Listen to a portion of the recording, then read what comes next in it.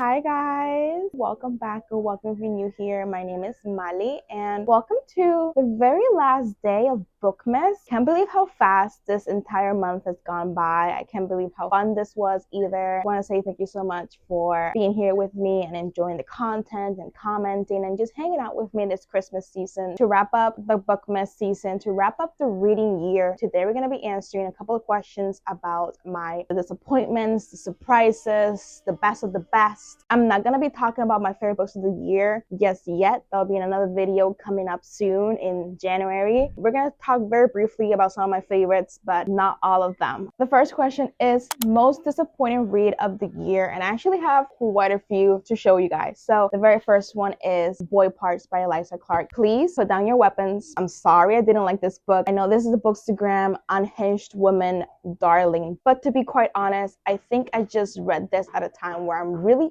over the unhinged woman genre or whatever. I just don't find it entertaining anymore. I find that a lot of it is just very questionable, and this is exactly what happened with Boy Parts. The main thing that I didn't like about this book, and I just can't believe like everybody glosses over this, is that Irina, our main character, if that even is her name, she rapes this vulnerable, trusting boy, and it's painted as like, haha, well, men do it to me, so I can do it too. No! You're literally a criminal. And then everyone on Bookstagram is like, queen, slay.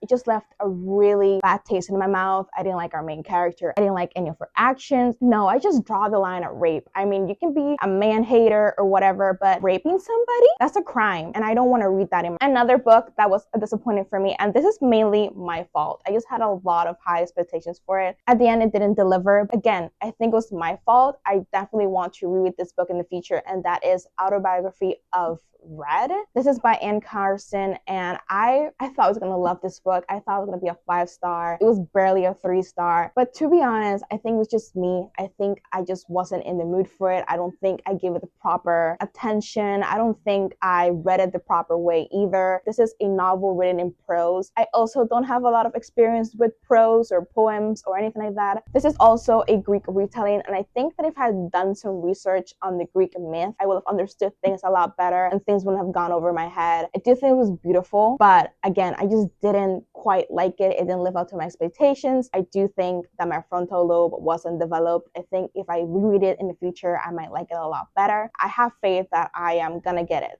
I want to be one of the girls who get it. Another one that was a big disappointment for me was The Accidental by Ali Smith. I was so excited to read this book because I want to get into Ali Smith. She's a literary force that you hear all the time. This was my first book by Ali Smith, and I do not think I'll be reading another Ali Smith. I don't think she's the one for me. I think she's very pretentious. Like, the main theme of this book is that this manic pixie girl type character walks into this family's lives and supposedly makes their lives better, but instead she builds a relationship with a minor and nothing really interesting happens. Also, I think Ali Smith is pretentious. Did I say that already? Probably, but it needs to be said. I think she's very pretentious. She literally uses one chapter to talk about her favorite movies and giving like a brief summary of each one. And it's literally from like the very first movie ever made to like her favorites or whatever. And I'm like, babes, I do not need this. The last book that was a very big disappointment for me was Passion Tide by Monique Roffey. You guys already know, I have a whole reading vlog about this book. This book did not live up to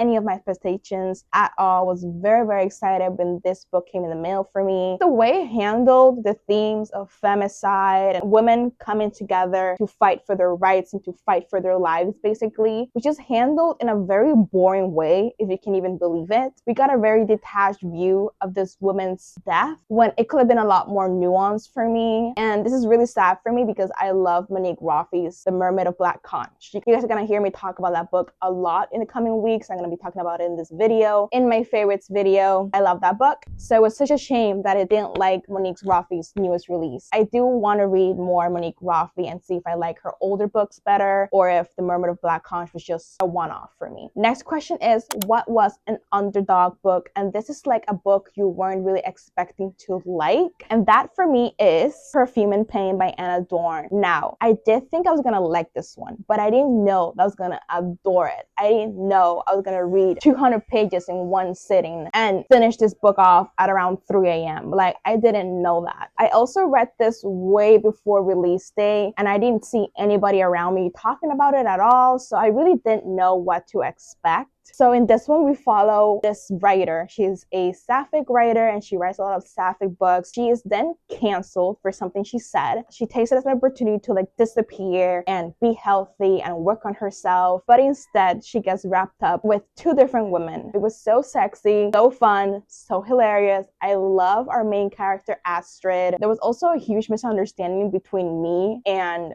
the marketing of this book, because it said it was going to be like a pulp fiction type of novel, and so I thought, oh yeah, Pulp Fiction the movie by Quentin Tarantino. No babes, it means Pulp Fiction the genre, which is like a very queer sapphic genre of book. It's very gay. I love this book. Next question is a book that was overhyped for you, and that was Brat by Gabriel Smith. I did not like this book at all, and I was very, very surprised to see that basically all of my Goodreads mutuals really liked this book. It was also like the it book of the summer. I remember seeing it everywhere on social media, and I got swept up in the hype. I actually won a giveaway for this book. Thank God I didn't spend my own money. It was sold to me as like a ghost story. There's like little hints here and there of like a man in a deer suit and the house like falling apart, deteriorating, but it doesn't really go anywhere. And the main storyline is this man moves into his family home. He's basically there to clear it out and make it ready for selling, but he doesn't do that at all. He spends his days just like entertaining some weirdo kids who come around, and his skin is falling off him. He finds like a manuscript, explores alternate realities. I don't even know how to describe this book. This book has so much things going on, and it doesn't go anywhere. I remember the ending just petering out, and it got me so frustrated, because what do you mean? The only reason why I finished this book is because despite being a 300-page book, it was so easy to read because a lot of it was just like this. Very little words on a page, huge margins. It was really easy to read, but I do not recommend this to anybody. The other book that was really overhyped is one that I don't have available right now with me because I read it online. Worry by Alexandra Tanner. I read like 30 pages of this and I just put it down.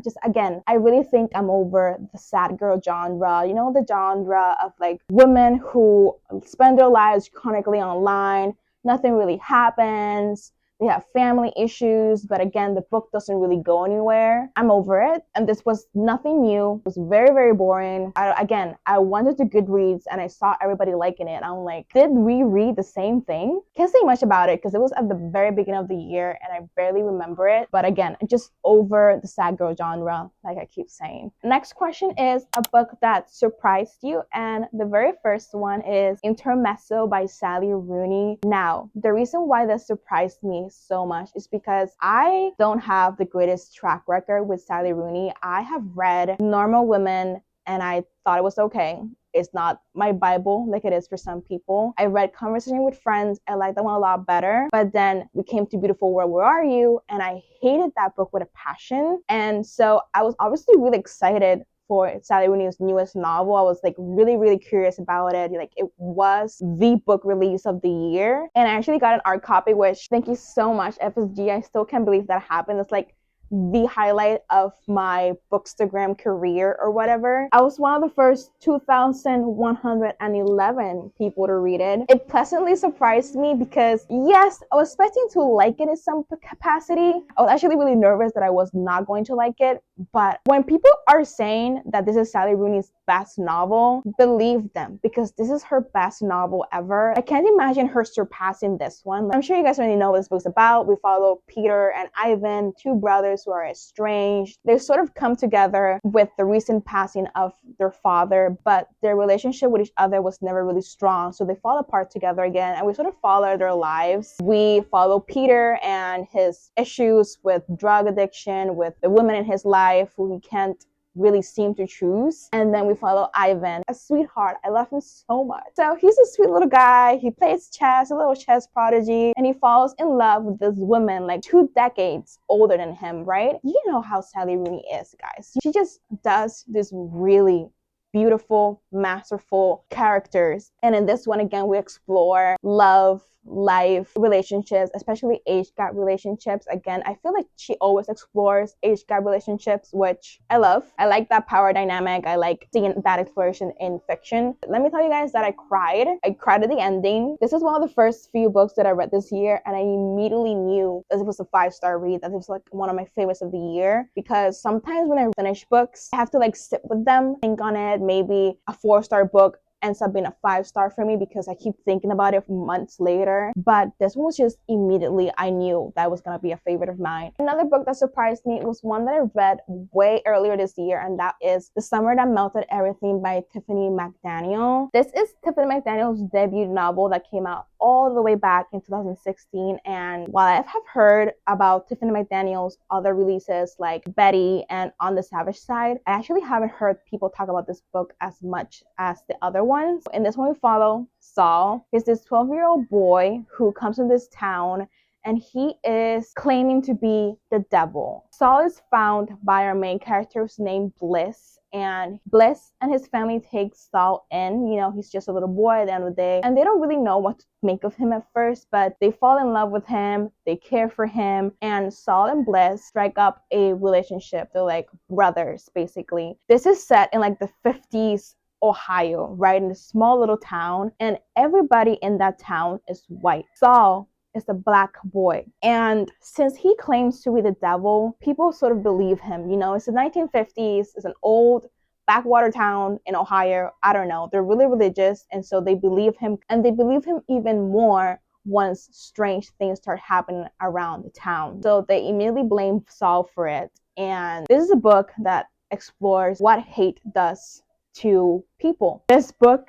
broke me. This book made me cry. This book was, oh my god, it was so good. I felt so much for Saul at the end, and so much for the Bliss family. Yeah, if you guys have not read this book by Tiffany McDaniel, please pick it up. Next question on the list is new favorite author discovered this year. And I read a lot of good authors this year, but some of them I've only read one book of, and so I went ahead with Mariana Enriquez. I read 2 books by her this year, and both I really enjoyed. Mariana Enriquez is an author from Buenos Aires, and she writes supernatural horror. She is dubbed as the master of horror, and she really is that. The way she blends supernatural horror with real life horror, so like horror done by humans, everyday human evil, she combines those two so perfectly to make something truly terrifying, and it's amazing. I love the way that she does this. I'm definitely reading more Mariana Enriquez in next year. I really can't wait for her next release. Shortest book you read this year, that was Mr. Salary by Sally Rooney for me. I read this one a couple days ago actually, and this one is only about 30 pages long. I don't have the physical copy. I actually read it online. So our main girl is this college student, and she's living with this guy who's like 30 years her senior, and obviously they like each other. Obviously it's complicated because of the age gap relationship. Obviously they don't know how to talk, but I thought it was really good. I think it's so interesting to read Sally Rooney's oldest books now that I read her newest book. I definitely want to keep reading more Sally Rooney in the future. I actually do want to reread Beautiful World, Where Are You? Because I remember saying that I didn't like that one at all, but I think maybe I might like that one because my frontal lobe is developed. I also want to reread Normal People and Conversation with Friends. I kind of want to have a Sally Rooney reread and see how her works hold up now. The longest book that I read this year was Our Share of Night by Mariana Enriquez. This has some 580-ish pages. I read this like in a week, so I can definitely read big books, so I shouldn't be scared of them anymore. But this one, we follow Juan and his son Gaspar after the death of Juan's wife. So they go on a little road trip. They're going to the family estate, and we quickly find out that Juan, Gaspar, and just the entire family in general are not a normal family. Juan is not even human, and they're all part of this supernatural weirdo cult who's on the search for immortality. It's a crazy ride. That's all I will say. I like this one so much. There's some things that I didn't like. I talked about in a reading vlog more in depth, but I ultimately do think that it dragged on just a little bit. It was not a 5-star read like I wanted it to be, but it was still a really high 4 stars. I had the time of my life. I thought it was a really great book. The next question is your favorite book covers of the year, and I actually have quite a few answers for this one. The first one is The Mermaid of Black Conch by Monique Rafi. I just absolutely adore this cover. Look at the tattoos on the mermaid. I love the colors. Another book cover that I really enjoy is Monstrilio. This is specifically the UK edition. Love the purple. I love the scribble that's supposed to be Monstrilio. Another one that I really like is Private Rights. I just love this cover, how eerie it is. I love how you don't really know much about the book while seeing this cover, but it just gives me eerie, melancholy, it gives me loneliness, and I love it. Another favorite is Everyone Knows Your Mother is a Witch. I love the bold colors. I love the details. Look at these guys. So creepy. I love the stars up here. And I even love the font of this title. I love it. I love it. I love it all. And even the spine is so good. Last book cover that I really enjoy is Margaret and the Mystery of the Missing Body. I just love how grotesque it is. Next question is a book you haven't stopped thinking about. And for me, I'm gonna go with Private Rights by Julia Armfield. I read this book in like August, and ever since reading this book, I just want to reread it. It's when we follow 3 sisters who are all estranged, but they come together after the death of their father, who they also didn't have the best relationship with. So we follow the 3 sisters, we follow each of their lives, but also we follow the world that they live in. And in this world, there's always raining. So it's perpetually raining. It's like a dystopian type of world. I found that so fascinating for me. I thought that the concept was really cool, and I loved it. I love this book so much. And ever since reading it, I've been wanting to reread it and like read it, especially on a very gloomy, rainy day. I also really love the themes of grief in this one. I love any type of fiction, especially literary fiction that explores grief in a very different way. So in this one, it's like dystopian, and in that dystopian future, we also explore the girl's grief and how complex that is. Last question is unpopular book that you loved, and I'm gonna go with Cursed Bread by Sophie McIntosh. This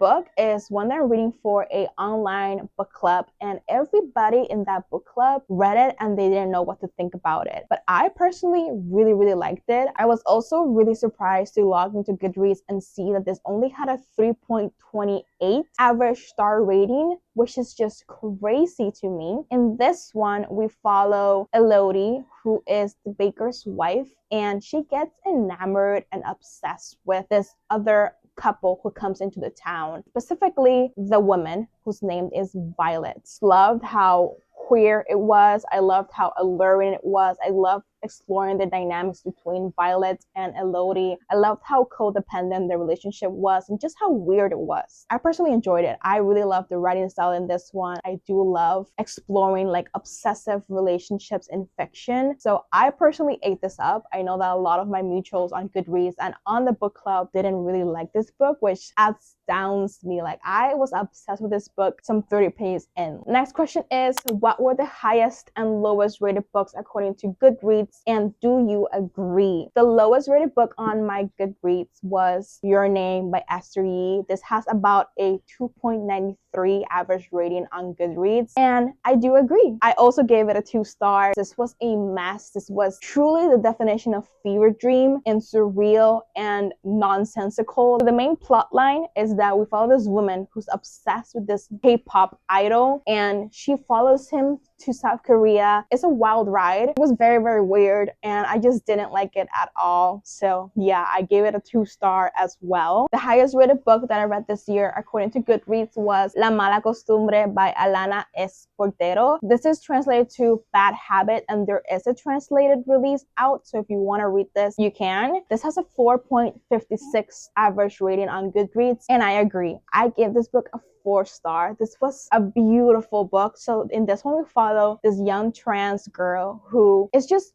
grappling with her identity, is grappling with growing up. She doesn't really understand why she feels this way, but she only knows that she just feels wrong in her body. I adore this book. It was so real, so raw, so tender. It was also like a little love letter to older queers that really helped shape the rights that queer people have today, as this was said all the way back in like the 80s and 90s. I thought this was really, really beautiful. I really liked following our main character. It felt like out of fiction as well, which is something that I really enjoy. I definitely agree with the average rating. Next question is book with the most unique concept, and I'm gonna repeat myself and go with Private Rights by Julia Armfield. Again, like I said earlier, this book follows a dystopian world in which it is always raining. The city actually had its own POV, and you get to see how people move around this world. You know, since it's always raining, they have ferries instead of cars. The sun is a rare occurrence. There's always power outages. It was also a very interesting discussion on class, because lower class people either had to move out because they couldn't afford to live in the upper levels. Like, living in the upper levels in this world was something out of a luxury. Capitalism, you know, I just really love this world and how unique. I have never read a book like this in my life, and I really enjoyed this. Another book with a really cool concept was actually another Julia Armfield book, and this is Salt Slow. This is her short story collection, and I'm specifically talking about this short story titled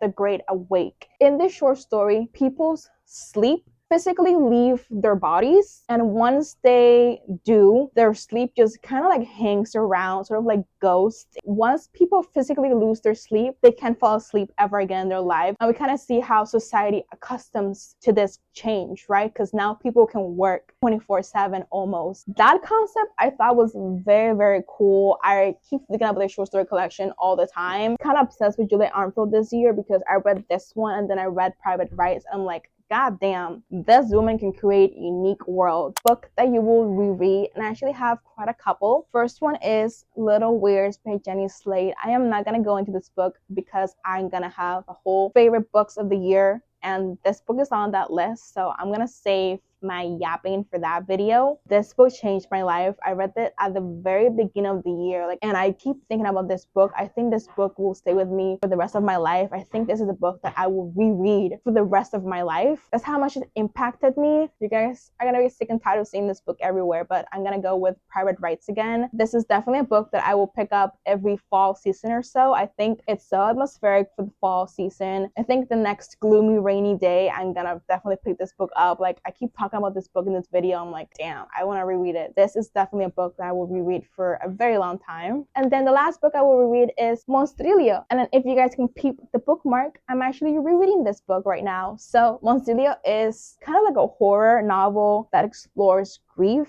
and I eat that up. Like I said earlier in this video, I love an exploration of grief in a very unique sort of way. So in this one, we follow a woman who, after the death of her son, she carves out a piece of her son's lung. She then feeds that lung, and that lung grows into its own little being with feelings and thoughts, the whole sentient thing. Ever since I read it all the way back at the beginning of the year, I've been low-key thinking about it. I'm really having a time of my life reading this. I think this book is absolutely so good, and I can't believe that this is Geraldo's debut novel. Like, I'm definitely gonna be on the lookout for whatever he writes next, because I think he's a genius. So that was all the fun little questions for this video. We're now gonna reflect on my 2024 reading goals and talk about my reading goals for the next year and what I want to accomplish book-wise. My reading goal for this year was 100 books, and at the time of filming this, I'm currently on my 96th book with Monstrillo. I have about 5 books to read to hit 100, and I think I can do it. I'm definitely trying my damn hardest, so we'll see if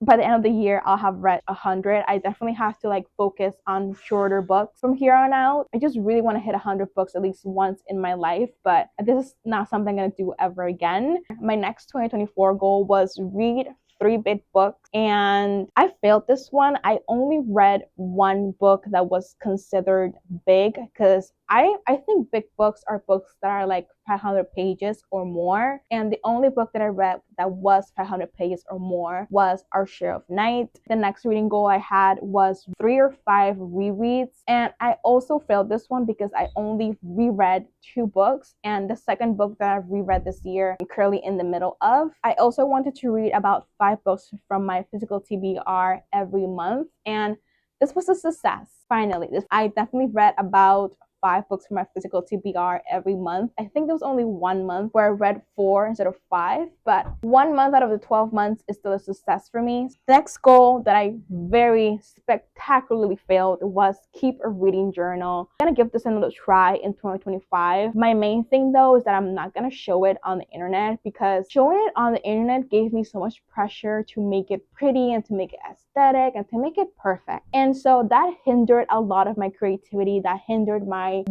my desire to do that journal. In the next year, I will not be showing my reading journal unless I really want to, but I wouldn't come into my reading journal thinking like, oh, I'm gonna do this for content. The last reading goal that I had in 2024 was read 5 books in Spanish, and I failed this one. Very, very sadly, I failed this one. I've only read like 3. My goals for 2025, I think the one that we're really curious about is what is going to be my number goal, and I think I'm only going to put it at 75. This year I just really wanted to dare myself to read 100 books. I really wanted to hit that number at least once in my life. In the next year I definitely want to lower down that number just so I don't have that pressure, because if I'm gonna be honest, the 3rd and 4th quarter of the year, I was just really focused on reading as much as I could. And I definitely left some things behind in my personal life. I don't want my reading to come that I put things in my life on pause. But when I put my number goal at 75 and just read,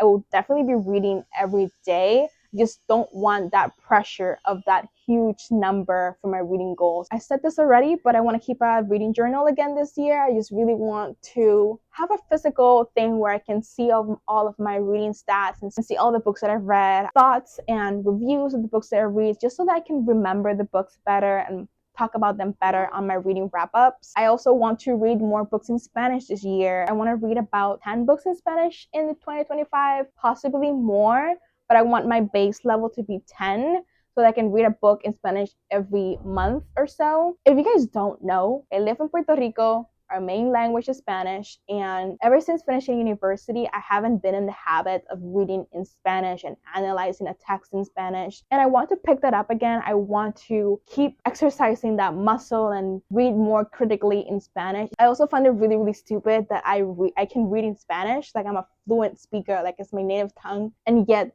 I buy the English translation of books in Spanish. So I want to stop doing that. I also think that a big part of why I didn't read as many books in Spanish this year was because I do read a little slower in Spanish, and because I had that number goal of 100, I was like, no, I'm not gonna read it in Spanish because I read so slow in Spanish, and I just want to read as fast as possible so I can hit that goal, but I don't want that to be my narrative anymore. In a perfect world, my reading will be like 20% in Spanish and then 80% in English. Okay guys, so that is the end of this video. This was a very fun discussion, very cool to look back at my reading. If you guys have any thoughts on the books that I read this year, let me know. If you guys have any discussions to add, let me know what your reading goals for the year were and how do you feel about them now that it's the end of the year. Did you accomplish them or didn't you? Again, thank you guys so much for being here with me and for hanging out with me during this Christmas season. Bookmas was very fun. Definitely doing this again next year. Can't wait. Yeah, I'll see you guys very soon. Bye.